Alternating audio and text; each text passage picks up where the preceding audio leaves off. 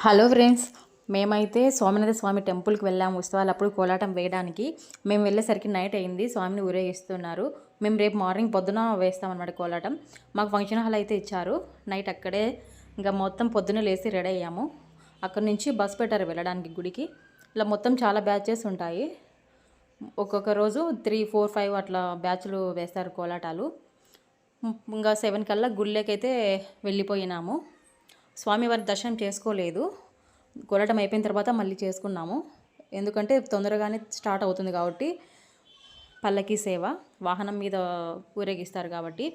గుడి చాలా అంటే చాలా పెద్దది, చాలా పురాతనమైనది కూడా, చాలా బాగుంటుంది. ఇక్కడ చాలామంది వస్తారు, కోరికలు తీరుస్తారు స్వామివారు కాబట్టి చాలామంది వస్తారు చూడ్డానికి.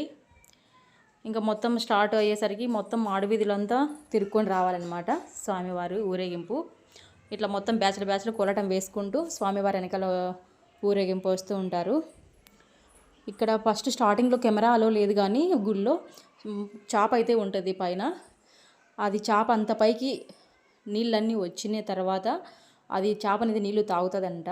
అప్పుడు మన కలియుగం అనేది అంతం అవుతుందంట. అంత పైకి వస్తుందంట. ఆ గుడి పైన ఉంది అది. ఆ గుడి పైన వరకు నీళ్ళు వస్తాయంట. కోరికలు అయితే తీరుతాయని ఫస్ట్ 9 ప్రదక్షిణలు అయితే చేసి, తర్వాత మన కోరిక ఎప్పుడైతే నెరవేరుతుందో అప్పుడు వచ్చి 108 ప్రదక్షిణలు అయితే చేస్తారు అందరూ.